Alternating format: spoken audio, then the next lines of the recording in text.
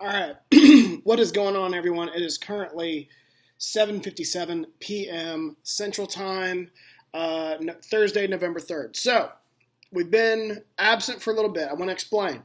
Uh, so, remember the last podcast I did? I was coughing a bunch. Um, I think it was somewhat food related, but at the same time, the flu was coming. So, I was dealing with the flu almost all of last week. Took off work one day. I actually did record an episode last Thursday, and for whatever reason, I used Photo Booth on my Mac, and for whatever reason, it didn't save. Uh, wasn't compatible or whatever. I don't know. It was something weird. It's never done it before when I've recorded solo, and that's how I record when I'm solo. But yeah, it was like it didn't save. Whatever. It was some error. So, and it was already like 10:30 at night. I was like, I'm not doing another show, so I'm going to bed. I'll explain it next week. Blame it on being sick or whatever, which it had nothing to do with being sick. Although at that point I was still a little sick. I was getting over it though. But I'm doing a whole lot better. And this time I am both recording in Photo Booth and I'm screen recording, so we should be set no matter what. I'll just keep doing that and I guess going forward. So yeah, a lot to discuss. I'm not going to talk about last week. Just it's old at this point. But I do want to talk some football. NFL. Let me look at last week. So last week, Baltimore beat Tampa. Not really a surprise. I was surprised that the line moved so heavily in this game, or so much in this game. It was originally like Baltimore minus 1.5, 2, and by Thursday it had completely flipped to Tampa minus 2. So I remember when I changed. So throughout the week I will change the lines on my blog or update them and the over/under. And that week, Tampa was not, or later in the week, Tampa was then favored, which I thought was strange. So I went to, on the internet or Twitter, whatever you want to call it, and looked for any kind of news. I was like, did something happen to Baltimore? Is Lamar not playing? What's the deal with the spread? And no Lamar news, no Tampa news. Although I did see, I knew beforehand that Tampa was going to be down a bunch of guys, I think including Carlton Davis. So I was already leaning Baltimore. And then I was like, well, why did the line change so much? So I don't understand why it did. Stuck with Baltimore. They won. Tampa, they're still struggling. I'm not really convinced it's going to stop until they get healthy. And like I said, I'm not convinced it's going to happen. They can still turn it around. I mean, they're only like a game out of first place in the division. They can easily just go like 8-9, 9-8, which right now it's what this team is looking like. But they can still sneak in the playoffs, so it's not the end of the world for them. Baltimore, encouraging. They're 5-3, and I honestly think they're a lot better than their record. If they could finish games earlier in the year, they'd be 7-1, 8-0. I think we'd have a different opinion of them. So that is the Thursday night game. The London game, Denver, Jacksonville. I picked Jacksonville. I got it wrong. Denver ended up winning 21-17. Denver needed that. They needed to get back in the win column. They had lost like 3 or 4 in a row. They still weren't great offensively, but I will say I saw some improvement because I got up and watched the game. I felt like I saw a little bit of improvement. I saw a lot of wheel routes, and Greg Dulcich getting involved, who's a tight end out of UCLA this year. So anyway, I thought the Broncos looked a little bit better. Granted, it is Jacksonville, and I guess I'll talk about Jacksonville now. Jacksonville's not that good. We were ready to jump on them earlier in the year, I think just because they were new. They had Doug Peterson, but Jacksonville's not that good. They've now lost, like 5 in a row. Trevor Lawrence is really struggling during that stretch, so this is not boding well for Jacksonville. This was already going to be a long year. You would have hoped you would see improvement from Trevor Lawrence, and you're not. So it might be writing on the wall that This team's going to move on. Maybe, I don't think this year, but maybe next year they're going to move off Lawrence if he doesn't pick it up quick, which he still can. I mean, there's still time on the clock. I've always argued that you don't really know what you have in any player, but a quarterback too, until after their second year. And he's in the middle of his second year. You have a rare instance like a Josh Allen where he doesn't pop until year 3. So there's still time on the clock, but yeah, it's getting to that point. Carolina, Atlanta. Atlanta snuck one out in overtime, although Carolina should have won the game. Living in Southeast Texas, I got this game on my local Fox channel, and I watched it. Wasn't really that tuned in, but I watched I'm watching the Bruins. I watched the last drive by Carolina, and they hit DJ Moore with almost no time on the clock.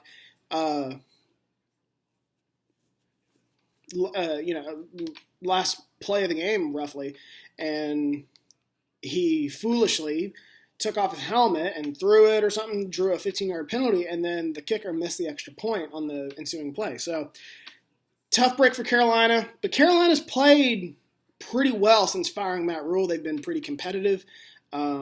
This team still isn't going anywhere. This team's still probably only going to win 3 or 4 games. But they're being somewhat competitive. I will give them that. I think Atlanta now sits first in the NFC South, which is crazy. But I don't think it's going to stay that way. I do think, Tampa's had its issues, but Tampa's already beat Atlanta once already this season. So if these teams become even, Tampa has the tiebreaker. They still have to play again in Atlanta. Who knows? Atlanta might win that game, but it's probably coming down to Atlanta or Tampa. I'm leaning Tampa. I don't think Carolina's going to be in the conversation. New Orleans might, but I doubt it. I think it's coming down to Atlanta or Tampa. But Atlanta sits in first. Hats off to them. They've done a good job this year when no one else really gave them a shot. Bears and Cowboys. This was the other game. So this was the 4:30 game, and this was another game that I was zoned for in my area. Didn't really watch it. I watched it here and there. Not a great game by Chicago. I think they turned the ball over quite a bit. Dallas dominated this game from start to finish, 49-29.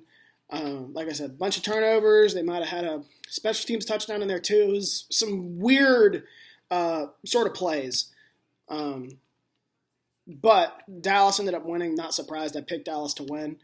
But they in the last 6 quarters since Dak Prescott came back, because he came back last week, they didn't have a great first half, but he finished strong in the second half. Those last 6 quarters, Dallas has been very good.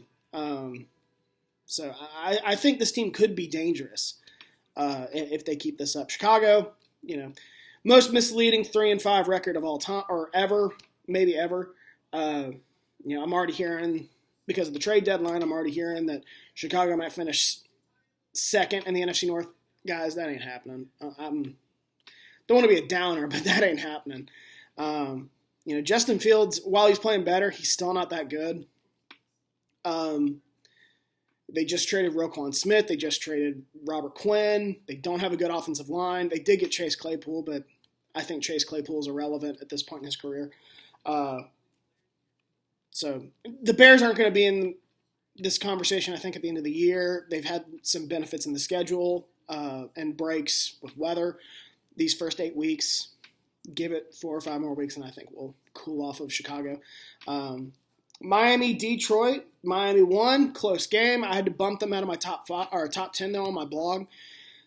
Just not playing all that well. They look competent with Tua Tagovailoa under center, but they haven't played all that well the last 2 weeks. They've played bad teams in Detroit and Pittsburgh, struggled with both. They did have a big trade deadline, though. They got pass rusher Bradley Chubb. Already signed him to an extension, so that's huge for them. I feel like they traded for someone else. Did they get the running back Wilson from San Francisco, I think? So they made some moves. I saw some people say, Bradley Chubb was a huge get. I don't really agree with that. Go to look at his PFF scores. They're not as good as you think. I think we hyped that up because he was a former top 5 pick, I think, at one point. Um, so I just don't think Bradley Chubb. Anyway, I don't think Bradley Chubb is going to put this team over the top in the AFC. As for the Lions, this is 5 losses in a row. I expected more from the Lions. They've really struggled these last 3 weeks, and I don't know if it's going to get any better for them. Cardinals-Vikings, another game, another one-possession win by the Vikings. The Vikings are – I heard Ryan Russillo talk about it on his podcast this week. The Vikings, if you look at their numbers, they're really not that good. They put up good, not great offensive numbers. However, offensively, they are terrific in the red zone, which is helping them a lot. Defensively, they're pretty pedestrian with their numbers. However, they are near the top of the league in turnover margin, which is part of the reason why they're 6-1 so far. But they're not playing all that well. And I feel like I don't know why the media wants to hype them up so much, with regarding the Vikings, but they remind me very much of the Green Bay team in 2019 that won 13 games all by felt like all 13 wins were by one possession. They were always winning the turnover margin. Like I think they finished 1 or 2 in turnover margin that year. And every member of the media was like, "Oh, that's a fake team. They'll get bounced early in the playoffs." Worst 13-3 team of all time. I get the same vibe with this Vikings team, and nobody's saying anything. They're not saying the same thing. They're not saying this is a fake 6-1 team. I am, but I don't know why. I think it's because the Vikings, let's call it what it is. The media loves stars at playmaking positions, receiver, running back, and the Vikings have that. And I think therefore the media likes to prop them up and make them better than they really are. Just my opinion. Vikings can prove me wrong, but they're 6-1. They're dominating the turnover margin by a lot, I think. 5 of their 6 wins have been by one possession, by I think 5 wins by a total of 30 points. So their average is, 6 point average margin of victory is around 6 points, which is all within a touchdown. So Vikings could end up proving me wrong, but right now I just don't think this team is as good as its record. It could easily be, 1-5 or 1-6, like it is 6-1. Cardinals, they're playing somewhat well offensively since DeAndre Hopkins came back. They're really struggling defensively though. That's really holding this team back. Raiders, Saints, boy, did I whiff on the Raiders. I thought this team was heading in the right direction. They were playing really well offensively in their last 3 games and against pretty good teams like the Chiefs. I forget who else they played. But I really thought they were starting to turn things around. And then they go and get shut out by New Orleans, a team that's really not that good and has a ton of injuries. So let me turn this down. Y'all don't want to hear the Bruins game. So just a weird – I know New Orleans is a tough place to play, but that's just one of those games in the NFL. Weird outcome. Play that game again. The Raiders probably win, but strange game. As for the Saints, I will say this. I just said I don't think the Saints are that good, and they're not. However, in their last 5 games, they're playing really well offensively with Andy Dalton. I think they're averaging close to 30 points per game offensively and during that stretch. So I'd keep an eye on them going forward. Patriots at the Jets. This was a weird box score. Let me pull it up real quick. The Jets, on paper, sort of dominated the game. They outgained the Patriots by almost 100 yards. 5 of 14 on third down isn't very good. Although, it's not horrible. 7 out of 14 is 50%. And usually if you're hit around 50%, that's pretty good. I will say they only ran the ball for 51 yards. That's pretty telling. Red zone 2 out of 3. New England was 1 out of 3. However, penalties, only 4 penalties. So the weird game, but it came down to turnovers. The Jets turned the ball over 3 times, and I think Zach Wilson had all of those. Yeah, all 3 turnovers were interceptions. So, yeah, I don't think this is, and I wrote about it when I gave my power rankings for the week. I don't think this loss is really indicative of the Jets. I still think the Jets are a decent team. Just a weird game. You're going to have turnovers. Bill Belichick has a really good track record against young quarterbacks. But I will say this team did look different without Breece Hall, and they did get James Robinson, and that might be able to help, keep Breece Hall's production.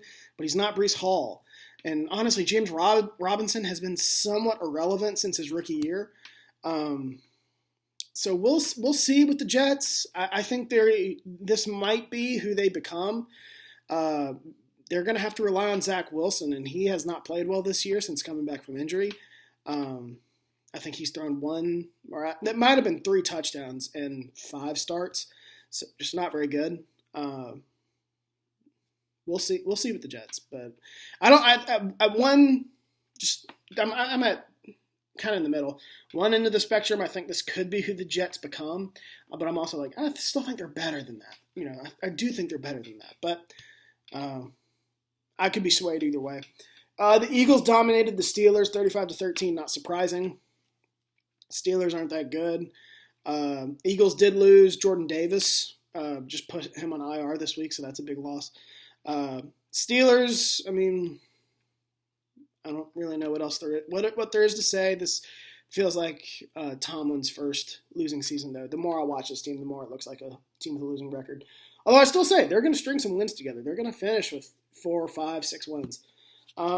Titans at Chiefs. Titans win 17-10. Titans are playing well. They've won 5 in a row. Playing well defensively, too. I think they are allowing like 16 points per game during that stretch, so that's good. Offensively, they're not that great, and I know Ryan Tannehill didn't start this game, but they weren't playing that well offensively with him, although Derrick Henry is, still Derrick Henry, and he played so well against the Texans this past week. Titans are making it work. I don't think they're dynamic. They strike me. They're 5-2. They strike me as a 10-7, 11-6 team. But they make it work with what they have, and that's credit to Mike Vrabel. Texans, it's just not looking good for the Texans. Davis Mills, I thought they might have had something with him after he played or exceeded expectations last year, but he's been pretty pedestrian this year. So I think it's looking at Houston's going to be in the market for quarterback this offseason. Sort of a surprise here. Commanders beat the Colts 17-16. Matt Ryan didn't start for the Colts. They benched him in favor of Sam Ehlinger. I think they pulled the trigger on that a little too early. I would have given him or Matt Ryan some more time. Ehlinger didn't play horrible, though. What were his numbers? Let me pull it up. He was 17-23, so they didn't run the ball that much. 200 yards, no touchdowns, no interceptions. So he was fine, I guess. He wasn't that good, though. That felt like a game the Colts needed to win, and Frank Reich needed to win in order to keep his job. Still got a long way to go, but I just don't think that bodes well for Frank Reich going forward. Or the Colts. They're slipping. I picked them to win the division. I'll be very surprised if they do that. Washington. Taylor Heineke has given this team a bit of a spark. They've won 2 games in a row. They're out of the cellar, I would argue. They're going to have a chance, and I'll be honest, I'm not sure Carson Wentz is going to get his job back whenever he returns from his injury. They're going to have a chance, though, to be a playoff team in the NFC. San Francisco at the Rams. Kyle Shanahan continues to dominate Sean McVay. I think Shanahan, excluding last year's meeting in the NFC Championship, McVay has won, I think, 8 in a row against McVay. Has a record of like 8-3 against McVay, maybe 9-3 against McVay. The 49ers are going to be good. I did not think last week was indicative of the team. Christian McCaffrey was a whole lot more involved with the 49ers this week, so that's a positive. They need to get healthy defensively, but the 49ers are going to be really good. I think they're better than the Vikings right now. I really do. The Rams, like Green Bay and Tampa Bay, the Rams are in trouble. They might be in the worst trouble of the 3 because, despite Tampa and Green Bay's shortcomings, they have the better quarterbacks, with Tom Brady and Aaron Rodgers. Those teams, and Tampa has the best personnel. Green Bay could turn things around. I'll get to them in a bit, though. The Rams feel like they're in the most trouble of the three. Their offensive line hasn't played that well this year. Outside of Aaron Donald and Jalen Ramsey, they really don't have much defensively. And Matt Stafford has not played well. I think he's on pace for like 17 touchdowns, 19 interceptions. Yes, I saw that today. And then Cam Akers, I don't know what's going on with him. They wanted to trade him. I think he wants out. Couldn't find a trade partner. I'm not sure they're going to cut him. So Rams are a little bit in trouble. I'm not sure they're going to be a playoff team. Giants at Seahawks. This game really wasn't close. And I know the score kind of showed that. It was 27-13 Seahawks. But this game really wasn't close. Take away the turnover by the Seahawks on like their own 2-yard line.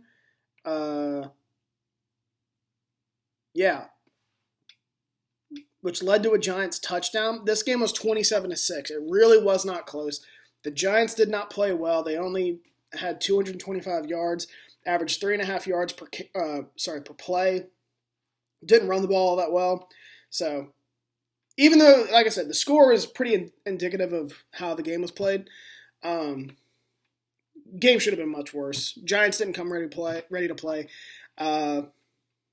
Seahawks did, and I will say, Seahawks, they look good. I'm not going to lie. They look good.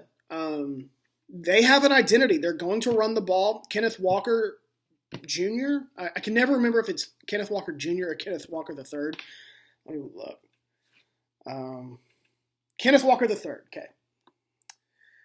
Kenneth Walker III is really good. Now that Breece Hall's hurt, he might end up being the Offensive Rookie of the Year. The Seattle, in like its last 5 games, is averaging close to 200 yards rushing. So they have an identity. Geno Smith is having a good year. He makes throws when they need him to. And then their defense, I think, is starting to ascend.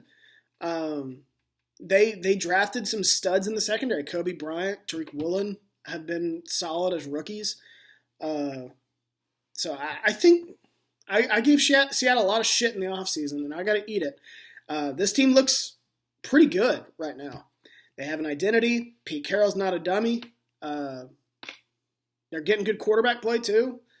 Seattle might be the best. No, I shouldn't say that. No, I still think it's San Francisco. But I was going to say Seattle might be the best team in the NFC West, but I'll backtrack. It's definitely San Francisco. The Giants, 6-2.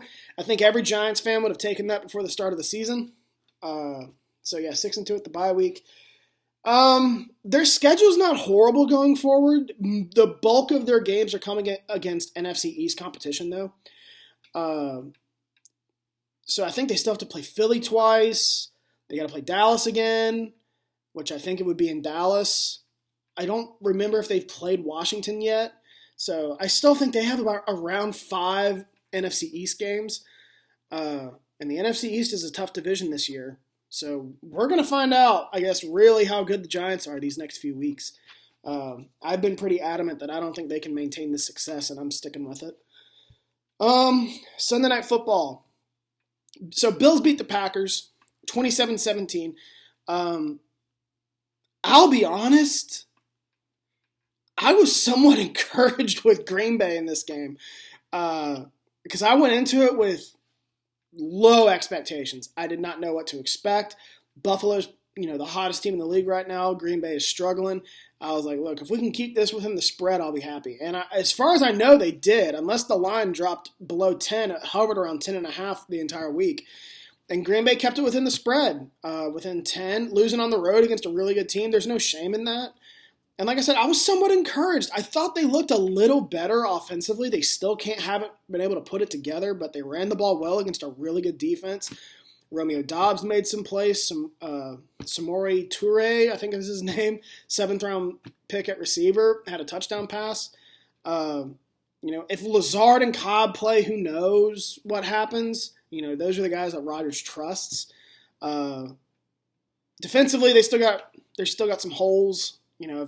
I will say, if Josh Allen doesn't turn the ball over twice in the second half, Buffalo probably wins that game going away. But, it was 14-0 in the first quarter.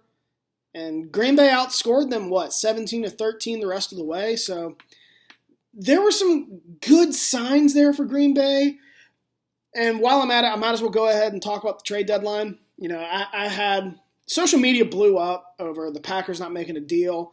My buddy William gave me shit for it. How do you not make it, calling Green Bay dumb, how do you not make a deal? I don't understand what the big deal is. I don't know how you look at the guys who were dealt and think, yes, he would have made a difference in Green Bay. Because no one was really sure, Bradley Chubb might have made a difference, but they already have Rashawn Gary and Preston Smith. They're not going to trade for a guy like Bradley Chubb. So, yeah, he might have made a difference. But that's not who they're arguing. They're arguing for these receivers who really aren't that good. I said earlier, Chase Claypool's been irrelevant. Chase Claypool's pretty much been irrelevant since his rookie season. Early in his rookie season, too. He's not that good. I don't know. I think people still associate him with that 2020 season, and he hasn't been the same player ever since. I don't even remember who the other receivers were. I know Brandon Cooks was one, but I'm not taking that contract. James and I differ on that, I guess. I haven't talked to him about the trade deadline. But James would be like, who gives a shit about the cap? I do. I don't want to pay Brandon Cooks the number that they signed him to. If Houston was willing to eat that contract, I would have been fine with it.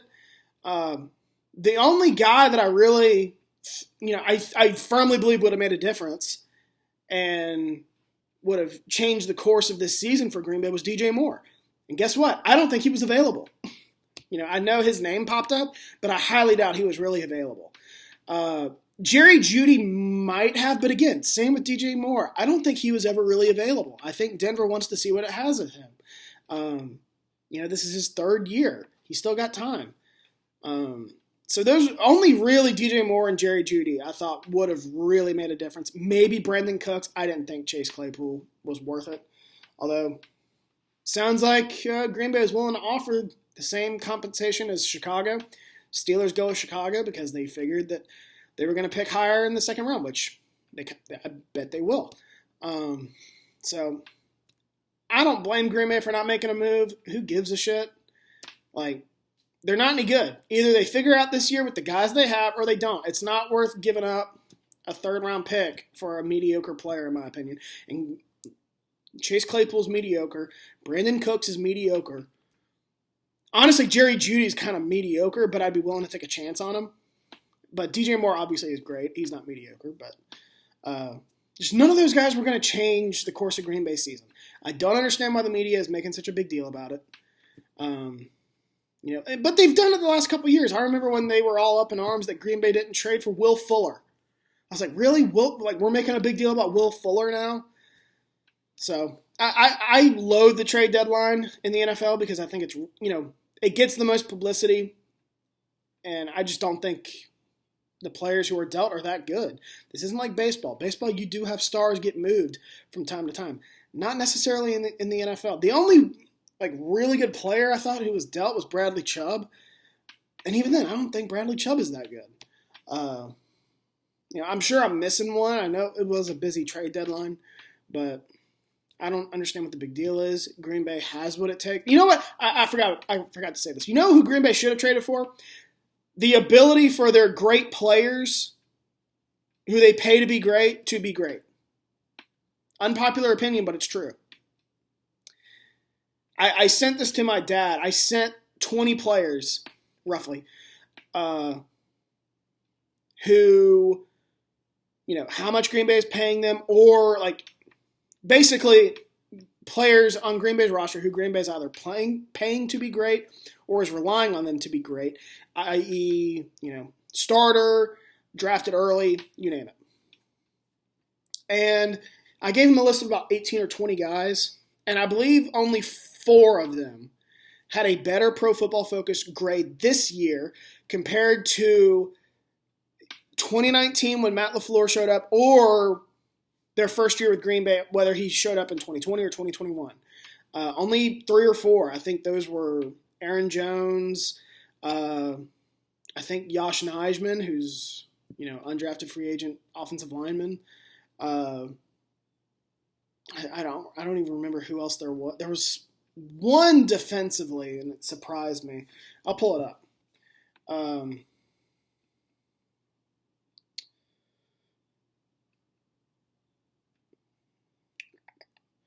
um, so Aaron Jones was one player who's graded higher this year than he had in the previous year, two or three.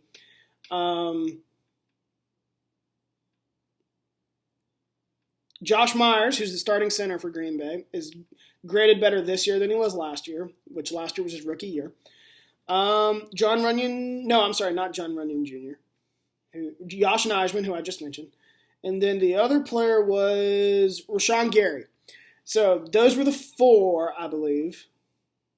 Yeah, those were the four players. Rashawn Gary was the other, who was graded higher this year than he was from 2019 to 2021. However, some of that is because he didn't play a whole lot as a rookie, so his grade was low. And he is significantly down from where he was last year, which he was a borderline All-Pro last year. His PFF grade, I think, was around 89, and this year he's at 79. So he's down a full 10 points. So the whole point of that is to show Green Bay's roster just is not playing well. The guys who they pay to be great aren't playing great, and that's a problem. So they should have traded for the ability for their players who they pay to be great. Unpopular opinion. And then obviously, I'm not going to deny it. Having subpar offensive weapons is absolutely a factor. But the main factor is that the players who they pay to be great aren't playing great. Rodgers, even Jair Alexander, David Bakhtiari has a lower score than the previous few years, but he's coming off an injury. I don't blame him. Devondre Campbell, Kenny Clark, Rasul Douglas, Adrian Amos, Darnell Savage, who are significantly worse than what they've been with Green Bay. So that's why Green Bay's struggling. And no one at the trade deadline would have made a difference. Just my opinion. Bills are really good. Josh Allen looks like the MVP. The only team I think is on I guess two teams. I think there are only two teams on Buffalo's level. One is Philly and one is Kansas City. After that, I think it becomes a steep drop-off. Monday Night Football, Bengals at Browns, really lopsided game. I did not see this coming. The Browns win 32-13. Really surprising. But the Browns needed it. They had lost like 4 in a row. They wanted to go into the bye week on a high note. They did that here. A huge win for the Browns. Bengals, like the Raiders, I really whiffed on the Bengals. I thought they were starting to turn things around. They were looking explosive offensively. I don't know what happened on Monday, but not a great game from the Bengals. But again, I don't think that's indicative of them. I think it was just a bad game. Throw it in the trash, burn the tape, forget it. All right, so that is my NFL recap. I'm going long already. College football. Let me go through here. Ohio State beat Penn State. Not all that surprising. Although Penn State did cover. TCU beat West Virginia. Not surprising. I expected it to happen. Notre Dame beat Syracuse. I was very surprised with that. Well, not very surprised because I debated picking Notre Dame to win. I didn't watch the game. I assumed talent advantage was too much for Syracuse. Georgia beat Florida by a big score, 42-20, but it really wasn't, it should have been a whole lot worse. I think Georgia turned the ball over 3 times. Oregon beat up on Cal. Kansas State beat the shit out of Oklahoma State. I was very surprised at that. 48-0. I don't know what happened with Oklahoma State, but wow. Louisville beat Wake Forest. I did watch some of that game. That was horrible. And again, I think Wake Forest is better than the way they played, but they turned the ball over 8 times. It felt like every time I watched the game, like Wake Forest turned the ball over. A fumble, a pick. It felt like a ton of fumbles. Like it felt like every time I looked, there was a fumble for Wake Forest. So Louisville dominated that game, 48-21. UCF beat Cincinnati. I've been thinking the last couple of weeks, like, what Group of 5 team is starting to emerge as the team who's going to represent the Group of 5 in the FBS or the New Year's Six? And, for a while, I thought it was going to be BYU. They've fallen apart the last few weeks. Then, like 2 weeks ago, I thought it was going to be Cincinnati. Although now I think it might be, it's looking like UCF or Tulane. Tulane's having a really good year. They've already beat Kansas State, who's having a really good year, so that's a big win for them. But if UCF, the Americans probably going through UCF and Tulane. I'm sorry, not Tulane. Is it Tulane? Yeah, Tulane. I was thinking Tulsa for whatever reason. No, Tulane. So if UCF can win that game, they'll be in a good spot. Moving on, Tennessee beat the absolute dog shit out of Kentucky. But I'll get to their game here in a bit. USC barely beat Arizona. Don't really know what to make of that. I've heard the officiating was terrible in the game. Let me look up the penalties here. Let me look at the box score. USC was called for, it says only 5 penalties. But I didn't watch the game. I heard there was something going on at halftime that gave, Arizona some kind of advantage. So, weird game. I do believe USC's kind of getting the shaft from the Pac-12 because they're leaving the Pac-12. But still, USC was coming off a bye, and they let Arizona hang around. Not really a good look for the team. Although, they shouldn't be challenged going forward. Their toughest games are, I think, UCLA and Notre Dame. Then the next 2 weeks, I think they have Colorado and Arizona State. So, really, they should win 3 out of those 4, probably maybe 4 out of 4. So, USC's in a really good spot right now. Michigan beat up on Michigan State. There was a fight in the, hallway? Not the hallway, tunnel. That's a better word for it. And the tunnel, players from Michigan State have already been suspended. Apparently there might be some criminal charges. I don't know about that. I didn't watch the video, but I did see that there was a fight in the tunnel. Ole Miss beat A&M. Not looking good for Jimbo. Ole Miss, though, Lane Kiffin's doing a really good job there. I don't really have anything else to say. So I will wrap it up there for my college football recap. Other than maybe the Wake Forest loss, kind of an uneventful Saturday. But I will say, Brian Harsin got fired at Auburn. I feel like I should address this. So he got fired, I believe, over the weekend by Auburn. Not a huge surprise. I got a lot of Auburn friends. They've all been begging for this day to come.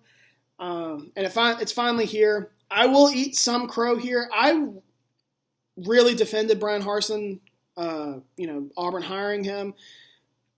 His track record was really good. He did a really good job at Boise State. I thought this was a home run hire for Auburn, and it wasn't. And you could tell pretty early that the cultural fit was not there. And I'll be honest, I don't want to drag Auburn through the mud. I think Auburn set him up to fail. I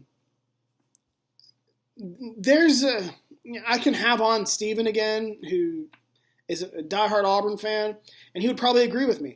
There's some kind of establishment at Auburn, and I think the previous athletic director, I don't know his name, the previous athletic director did not want to listen to that establishment, wanted to make his own hire. He did that, and that upset the establishment at Auburn and led to the athletic director resigning, which once that happened, you knew the writing was on the wall that Auburn was going to can Brian Harsin if it had the reasoning for it, and they did. They also looked into him in the offseason for, alleging, some players alleged that he was verbally abusing them. There was a rumor that he was having an affair with a female staffer. Just all kind of shit. It really felt like Auburn was throwing shit at the wall and saw what stuck to Brian Harsin. But at the end of the day, they had a reason to fire him because he wasn't winning games. So it was a disaster at Auburn, and it's a shame. Like I said, I think Brian Harsin really got the shaft. I don't think he was ever put in a chance to succeed at Auburn. I think as soon as he got there, Auburn, the majority of Auburn probably did not want him there. I know the fan base really didn't want him there. And then, yeah, just a cultural he's not a Southern guy. He's not from the SEC. He doesn't really have ties in the SEC. He's from, the Pacific Northwest. I remember his name coming up for the Oregon and Washington job last year. And I thought that was odd, but again, I was like writing on the wall there. I think he wants out of Auburn. I think he saw what was coming. So I don't like seeing that. Just felt like he wasn't given a fair deal there. So who could replace him at Auburn? Let me pull up. While I'm at it, I'll go ahead and talk about all the availabilities. So let's talk about Auburn. Brian Harson's out. Who are they going to get? I've heard, I don't see Lane Kiffin taking that job. Going from Ole Miss to Auburn, it doesn't make a whole lot of sense. I do think Auburn's a better job than Ole Miss, but he's got it cooking at Ole Miss. I don't understand why he would leave. But I've heard his name. I've heard Hugh Freeze. I wouldn't rule out Hugh Freeze. I heard Brandon Walker, who's at Barstool, say this week that Hugh Freeze will never have another Power 5 head coaching job. Maybe. Hard maybe there. Auburn, though, really the entire SEC is this way. I don't think Auburn gives a shit. I think they want to win, and Hugh Freeze has won games. He's got off the field problems, but he has won games. I could see Auburn making this move. I don't think they want to. The guy I think they want is probably Deion Sanders, either him or Lane Kiffin. But I think Deion Sanders is going to be in the mix. I don't think it's going to happen. I've heard Deion speak a little bit. So he's the head coach at Jackson State, which is a historically black college.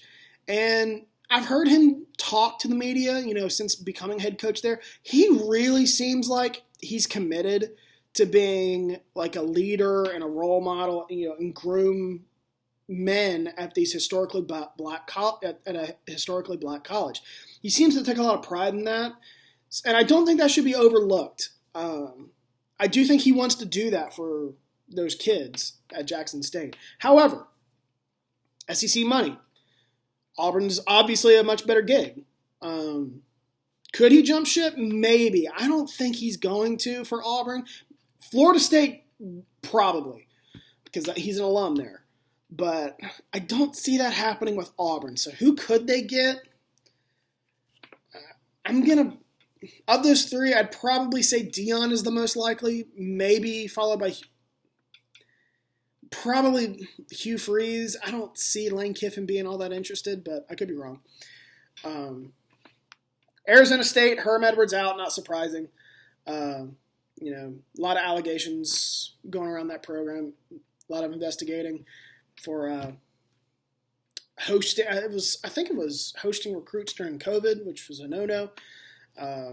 So Arizona State's looking for a new coach. I don't know where they go. I haven't heard much speculation with them. So I'm curious to see how that goes. Colorado fires Carl Dorrell. Again, like Arizona State, don't really know where they go with this. I remember when that job opened back in 2020. Or 2019 maybe. When they hired Carl Dorrell. I remember Eric Bieniemy's name coming up, who's the offensive coordinator with the Kansas City Chiefs. I believe Bieniemy's I know he went to Colorado. I don't think he's from there, but that's a name to keep in mind. At least I don't think he'll take that job, though. So Colorado, of these openings, Colorado might be the worst job, so it's going to have probably the last pick of the litter. Georgia Tech, Jeff Collins, haven't heard much speculation, but Jeff Collins is out. Kind of like Arizona State, I don't really know what they plan on doing. But I do think Georgia Tech's a good job. Atlanta, a lot of talent in Atlanta. People want to live in Atlanta. Nice area. So I think Georgia Tech is in a pretty good shape. These last two, Nebraska, Scott Frost is gone. I've talked about that a little bit. But Wisconsin, Paul Chryst is gone. Really surprising. I did not expect that. I'm really high on Paul Chryst. I think he's a good coach. He just fell behind. I will say he does play, I think, a dated style of play or style of offense, and that set him back. And failing to develop a quarterback set him back. Those two jobs, though, I would keep an eye on Lance Leipold, especially for the Wisconsin job. Lance Leipold, who is now I think it's Leipold. I've heard Leopold. I'm pretty sure it's Leipold, but I could be wrong. He, I believe, is from Wisconsin. At a minimum, he coached in Wisconsin. He won a slew of like Division III national championships at UW Whitewater, which is a powerhouse program at the D3 level. I would keep an eye on Leipold for that job. I don't think he's going to leave Kansas. If you take the job at Kansas, you're likely in it for the long haul. I think he took that job. I don't think he expected to turn this thing around in 2 years, but I think he took that job willing to stay 4 or 5 years at Kansas, and get them on the right track. He's done it early, but I don't think that changes his mind. I think that, if you're willing to go to Kansas, I think you're committed to Kansas, but I could be wrong. If he's from Wisconsin, maybe he wants to go home. But I could see Leipold also going to Nebraska, also a Midwest job. The hottest name at the Group of 5 level is still Luke Fickell, and I'll be honest, I don't think you're getting Luke Fickell. Fickell, I don't see Fickell leaving the Midwest. Some of those SEC jobs have opened up, and ACC jobs too. He hasn't seemed interested. I think he's more interested in these Midwest jobs. But he's such an Ohio State diehard, I don't see him going to the Big Ten. So that really only leaves, like Ohio State, which they're set right now with Ryan Day, so I don't see Fickell going anywhere. So that leaves really only 2 jobs I could see him going to. One is Notre Dame, which I thought there was a chance he would take that Notre Dame job last year. I do think he seemed interested. But Notre Dame is one job. The other, I don't want to be biased, but I think it's West Virginia. I could see potentially him leaving. Maybe not now that Cincinnati's joining the Big 12, but he interviewed with West Virginia before they hired Neil Brown, who I'll get to here in a bit. He interviewed. I don't know if he was really that interested, but if you're willing to interview, you must be somewhat interested. And it's just a state away from Ohio. It gives him reason. It's at the same time, it's a promotion, I would argue, from Cincinnati to West Virginia. And at the same time, if Ohio State ever opened up, no one would blame him from going from West Virginia to Ohio State. It's just a state away. It is a cultural difference between, I think there is at least, between West Virginians and Ohioans. But just a state away. He's familiar with the area. So those are really the only 2 jobs I think Fickell would probably leave for right now.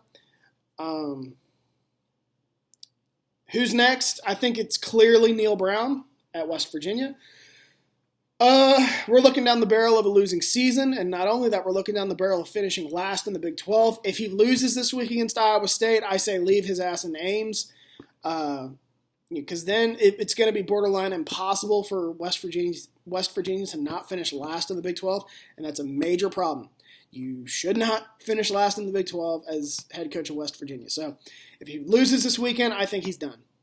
I'll be very surprised if he keeps his job after this season, especially if he loses this weekend. So as for who West Virginia could get, I don't think it'll happen. But if A&M fires Jimbo Fisher, I think that's a name to keep an eye on. I don't think they'll be able to sway him from A&M if A&M doesn't fire him.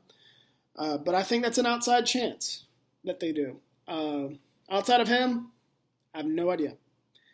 I've heard Tony Gibson's name. I don't want Tony Gibson as head coach. Love Tony. Don't want him as head coach, who is now the defensive coordinator at NC State. He's from West Virginia. I don't think he played at West Virginia, but has coached there before, was defensive coordinator there under Dana Holgorsen. So I highly doubt it's going to be Rich Rodriguez. I highly doubt it's going to be Dana Holgorsen, who have also coached at West Virginia. I've heard their name pop up. So we'll see. But, yeah. those are my coaching carousel top talking points halfway through the year. So let's get into picks. Go to the NFL. All right, so Thursday Night Football. Right now it's tied at halftime, Eagles-Texans. I took the Eagles. James also took the Eagles. Shocker. He's an Eagles fan. Yeah, the Eagles are just better. Still got another half. I'm not surprised that it's a close game. These Thursday night games are always weird. Chargers at the Falcons. I took the Falcons. Don't trust the Chargers. They are coming off a bye week, though, so that worries me a little bit. But the Chargers are really bad against the run defensively, and the Falcons actually run the ball well. So I think the Falcons are going to dominate the line of scrimmage and get the win. Dolphins at the Bears. I'm going to go with the Dolphins. I don't think the Bears are that good. They've been in sell mode. The line is already down to Dolphins -4.5, so take that as you will. I'm still going to go with the Dolphins, though. They're the better team. They have more talent. Should be able to get the win. Panthers at Bengals. I took the Bengals. I'm expecting them to bounce back after getting embarrassed on national TV. Packers at the Lions. Against my better judgment, I'm going to pick the Packers. I don't want to do it, though. This feels like a game they should be able to get back on track and end their losing streak. Detroit's defense is terrible. So I thought, like I said, I thought Green Bay showed some semblance of competence offensively last week. They got to put it together, but I thought they looked a little bit better last week. And this is a good opportunity for them to get back on track and by beating up Detroit. Colts at the Patriots. I'm going with the Patriots. Don't trust the Colts. They're not very good offensively. I don't trust Sam Ehlinger against Bill Belichick. Bills at the Jets. I'm going to go with the Bills. The Jets might be able to keep this close, but they look like a completely different team without Breece Hall. Don't think Zach Wilson's going to be able to outduel Josh Allen. Vikings at the Commanders. Don't rule out Washington here. I strongly considered going with Washington. I like the way they've been playing with Taylor Heineke as their starter. Don't have a lot of faith in the Vikings, but I'm going to pick them anyway. They have more talent. I'm just going to bank on that offensive talent. I think they're going to be tough to outscore. Raiders at Jags. Again, against my better judgment, I'm going with the Raiders again. Jags have been on a skid. They've lost 5 in a row. The Raiders were like Cincinnati. The Raiders were embarrassed last week, and I think they're going to bounce back. Seahawks at Cardinals. I guess a minor upset. Vegas has the Cardinals favored. I'm going with the Seahawks. Arizona's defense is not any good. They've struggled the last few weeks. Seattle's offense can run the ball well. They're playing really good complementary football. Pete Carroll's a better coach. Give me Seattle. Rams at Bucks. I was torn on this game for most of the week. I ended up picking Tampa. Home game for them. Cooper Kupp's hurt or banged up for the Rams. That might be a problem. Matt Stafford also has not played well on the road this season. So give me the Bucks. Monday Night Football, Ravens at Saints. Right now it's Ravens -2.5. Again, don't rule out the Saints. I'm gonna pick the Ravens though. I think they're the better team. They have more talent, better head coach, better quarterback. The Ravens should be able to win, but I wouldn't rule out the Saints. Titans at the Chiefs, game of the week. Chiefs are actually -12.5. I think the Titans can stay within that spread. I like the way their defense has been playing, but they're not dynamic enough offensively to beat Patrick Mahomes and Kansas City's offense. So those are my NFL picks. Let me recap last week's picks. Last week I finished 10-4. James finished 8-6, so I added to my lead. I am now up 7 on James for the year, and all time I'm within 8. He was shocked when I told him that, because we started the year, he was up 15 on me all time, and I told him, I was like, dude, I'm within double digit. I'm within 10 now. He was like, shit. We took the exact same teams, except he's taking the Chargers and I took the Falcons. So if he does make up ground, it's only going to be by one this week. So let's get to college real quick. While I'm at it, I'll go ahead and reveal picks or recap picks from last week. Last week, James and I both finished 9-3. I am still up 3 on him this season. All time, we're dead even, so we're going to have a chance to create some separation this week. Let me pull up college picks. All right, Friday night, Oregon State at Washington. Going to be a tough game for Oregon State to win. I'm really high on the Beavers, but Washington is really good offensively. They average like 40 points per game and over 6 yards per play. Don't think Oregon State's explosive enough offensively to outscore them. They've also struggled on the road defensively, so this feels like a game the Huskies should win. Texas Tech at number 7, TCU. I'm going with TCU. I think Texas Tech can keep it within the spread, though. Right now, it's TCU minus 8.5. If the game was in Lubbock, I'd consider an upset, but it's in Fort Worth. I'm gonna go with TCU. I think they're better defensively than people think. They've been a very good second half team, and Texas Tech, while somewhat explosive offensively, they've been kind of consistent, especially on the road. Purdue and Iowa. Let me pull that game up. Purdue and Iowa. Right now, it is Purdue minus 3.5. If the game was in Iowa City, I'd probably take Iowa. I like their defense. Purdue, while somewhat explosive offensively, they're pretty one-dimensional. They don't run the ball that well.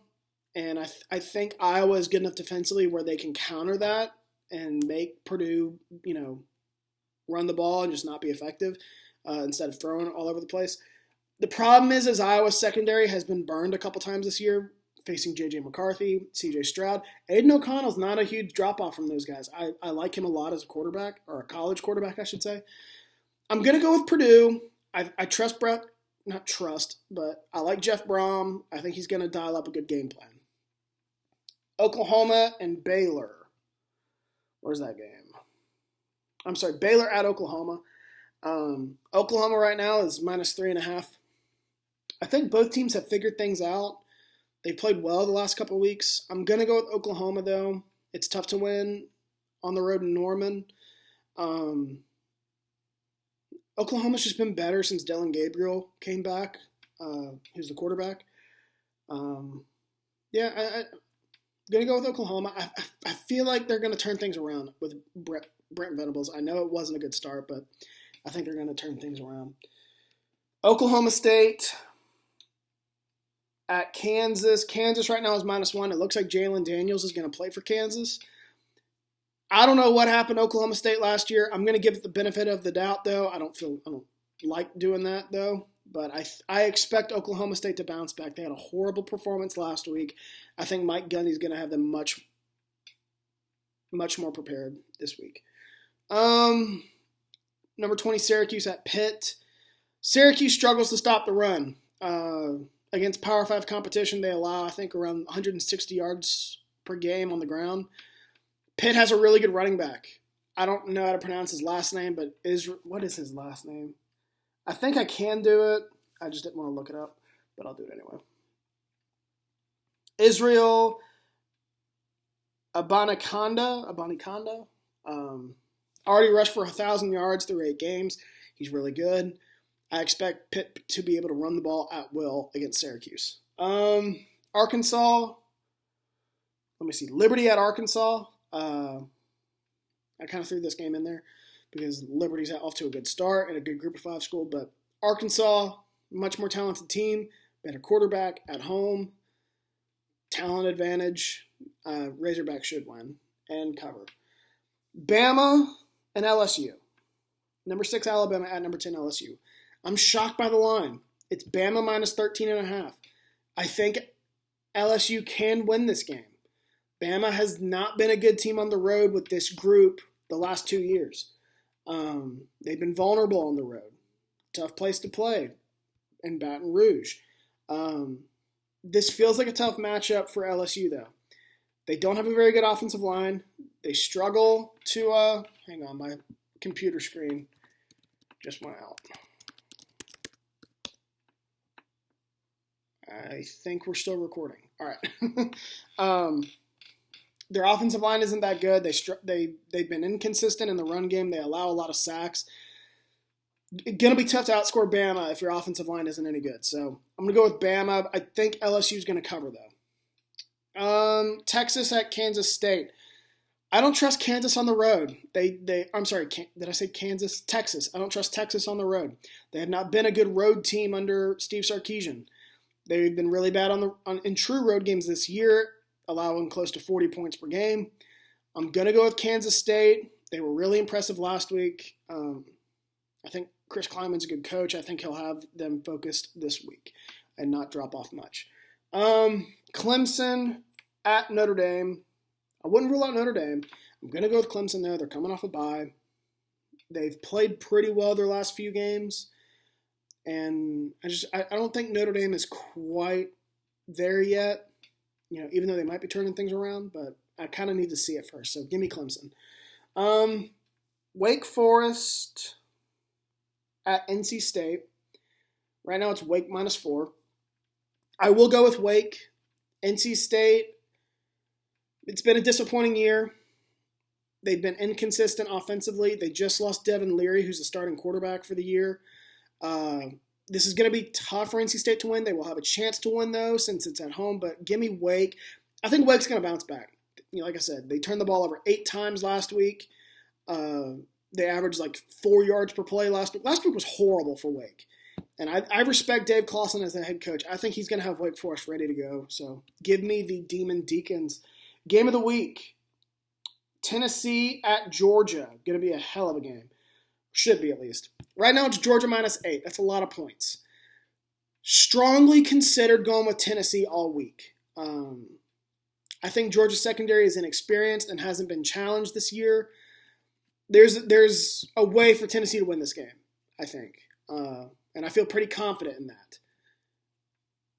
However, the game is in Athens, and it's hard for me to pick against Georgia at home with the crowd. I think Georgia wins, but I think Tennessee keeps it within the spread.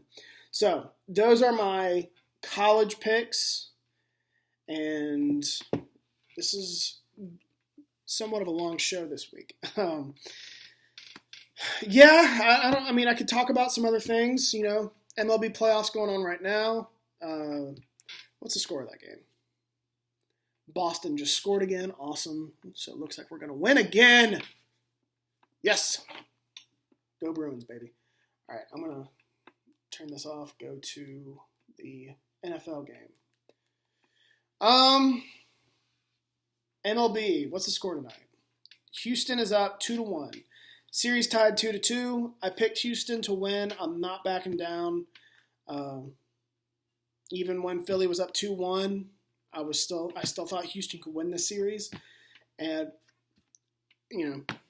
looks like they might. So yeah, there's your baseball update, I guess. Last week I did a really good recap of House of the Dragon. I'm debating whether or not to do that again. I might as well. I brought it up, and I have the shirt. Sundays are for Westeros. So House of the Dragon wrapped up. And I just want to say, House of the Dragon has been a much better show than Rings of Power. I don't understand. I've met quite a few people who try to argue with me that Rings of Power is better than House of the Dragon. I don't know how you arrive at that conclusion. Rings of Power was not nearly as well written as House of the Dragon. House of the Dragon, kind of a clunky first season in terms of pacing. Although it wasn't paced horribly, but the pacing was clunky. A lot of time jumps. You skip forward. One episode we skipped 10 years. One episode we skipped 6 years. I think the shortest time jump was 6 months. So just a strange setup. And I've heard that the showrunners debated, starting where the books start, which I haven't read Fire and Blood. I'm very familiar with the source material, though. I heard that the showrunners wanted to start when it starts in the book, and George R.R. Martin, who's the writer of this whole Game of Thrones lore, convinced them to tell the backstory because he thought it was important. And it was probably the right call. This whole season, it wasn't very action-packed. I mean, we had one battle, I think. But I thought it was very well done. You could feel the drama and the tension in the room every time these characters were together. You knew something bad was going to happen. You knew these characters, for the most part, hated each other. And then Patty Constantine, whatever his name is, who played Viserys, was excellent. I hope he wins an Emmy. I don't think he will. But he was excellent as the king, just trying to keep his family together. But just a very well done first season. And what's crazy is most of what they wrote about, like, there's no real source material for that in the book, from what I can gather. Like, it's all kind of mentioned in passing, and like it's hinted at. It's not a novelization.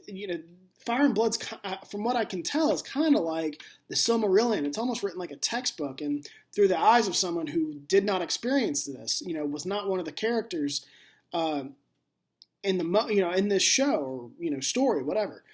And they still took this backstory, which like I said, does not go into great detail in the book, and did a tremendous job with this first season. It was incredibly compelling to me. Westeros is back, man, and I love it. Great finale, although I will say the finale felt a little slow. There was a moment in the finale where I was like, can we get the show on the road? Because I knew where we were going.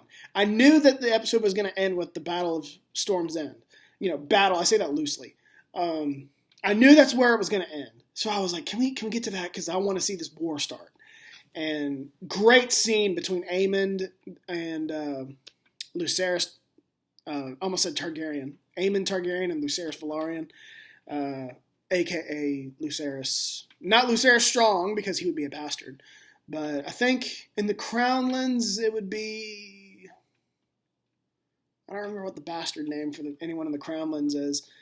I know in the north it's snow. The Riverlands is rivers. The west, I think, is hill. The east is stone. The Reach is flowers. Dorne is sand. The Stormlands is storm. I don't remember the Crownlands. I don't remember the bastard name for them. But anyway. And also excellent acting. I mean, just every character was acted, I think, perfectly. I love my boy Daemon Targaryen. I love when they cast Matt Smith in that role, because I had watched The Crown, and he was great as Prince Philip in The Crown, a young Prince Philip in The Crown. And once they cast him as Daemon, I was like, this show has a chance to be special, because I knew George R.R. Martin loves to write Daemon Targaryen. I've seen Matt Smith, be awesome on screen. I was like, this could be really good. He's been excellent. He's been the MVP of season 1 in my opinion. Actually, I think I sent to my friend, and the MVP was Viserys Targaryen, which is fair, but my personal favorite is Daemon Targaryen. Don't have much else to say. Just a really solid first season. I will say, I hate that it's taking 2 years to get to season 2. I don't know why this has become a fad in TV. You don't need 2 years to do a show. Game of Thrones put out a yearly show for 6 years. Or 7 years. I'm sorry. And then the only reason why they took a year off was because the last, they were getting ready to do the last season, which turned out to be terrible. But they wanted to get it right. And they didn't, oddly enough. But that's the only reason why they didn't do it, the year after the 7th season. So, and now, we have every show, like, taking a year off and doing a season every 2 years, and I fucking hate it. I hate it. Every show just about is doing this now, and I can't stand it. I feel like you should if you're going to do that, do 2 on, 1 off. Do the first 2 seasons, take a year off, then do 2 more seasons. That's what The Boys is doing. The Boys did season 1, season 2 back to back, and then took a year off, and then now they just showed season 3, and now they're already filming season 4. So season 4 is going to come out next year. So I feel like if you're going to do that, that's the way it needs to go. And apparently we're not going to do that now. So anyway, House of the Dragon, fantastic first season. Well done. I had low expectations for the show. I told my friends several times I didn't want to get hurt because of how much I hated, I should say, the last 2 seasons of Game of Thrones. But it exceeded my expectations. Really well done. I got nothing else to say. So that will do it for me. I'm well over an hour here. I've touched up on everything I wanted to. Looks like Philly did they score or just no, it looks like they scored. Yep, touchdown. So Philly's up. James will be happy. Didn't ask James to come on the pod, but I think subconsciously I knew he'd be watching the Eagles instead. So, like I said, touched up on everything I wanted to, so I will leave you at that. Everyone have a good weekend of football. I will say I'm going to try to do 2 shows next week. The week after, it's probably only going to be 1 because I'm going out of town. I'm going to Green Bay. First time I've been in Green Bay since 2005. So I'm very much looking forward to that. Anyway, everyone, enjoy your Friday. Enjoy your weekend. Let's hope we have another great weekend of football. See you later.